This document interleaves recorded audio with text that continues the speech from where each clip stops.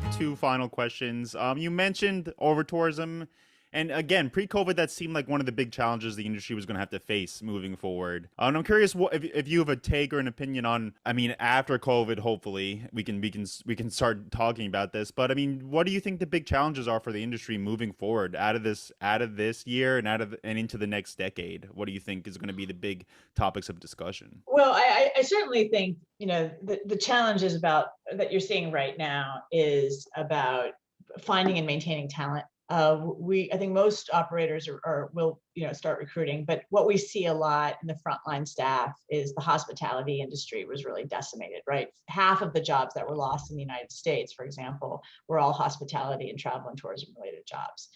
So you see that, and that maybe not as severe in some countries, but certainly in that range has really impact service levels and restaurants, and again, bellmen and housekeeping and hotels and all of that. And so that level of service, that high level of service that our guests expect, sometimes isn't always there yet, right? So I think convincing people that hospitality is a viable, exciting, fulfilling career might take a little bit more convincing. Overall, I think that'll be good for the industry because I think it'll highlight all the benefits, and maybe make it from a financial perspective a little bit more rewarding for people as well, so they stick. But that certainly is one of them. I think there's the challenges will be, none of us saw this coming. Like we carried no debt. We had lots of reserve funds, rainy day funds, and we would have board members coming in and going, wow, what are you doing with all that? But yet we've been challenged too, right? So what's the next thing? No one knows, right? It's that uncertainty. So trying to prepare and sort of use this time to sort of rebuild coffers so that we can be prepared and for whatever the next thing is. But then it is going to move to sustainability. And you already see Europe is way ahead of us, I think, in this.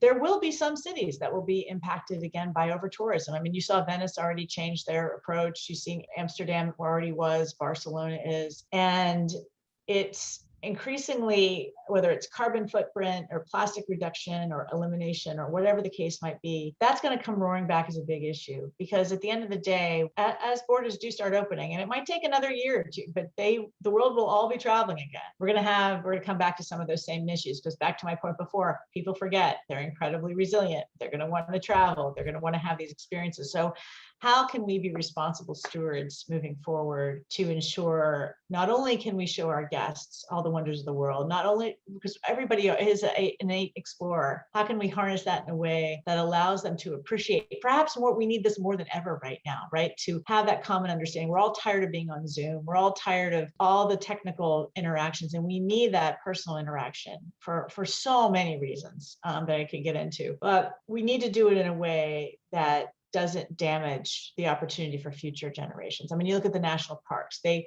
have been preserved because they're national parks, right? That you can go there now and you can have pretty much a similar, if not the same experience that you did with different cars or something then, or coaches than 30, 40, 50 years ago, right? Because of the act of preservation. So the role of preservation, culture, sustainability on how are we going to take care of our planet so that we can manage through this. Because I'll tell you, we've had more disruptions from wildfires and flooding this fall than we had from COVID issues. Here in New York,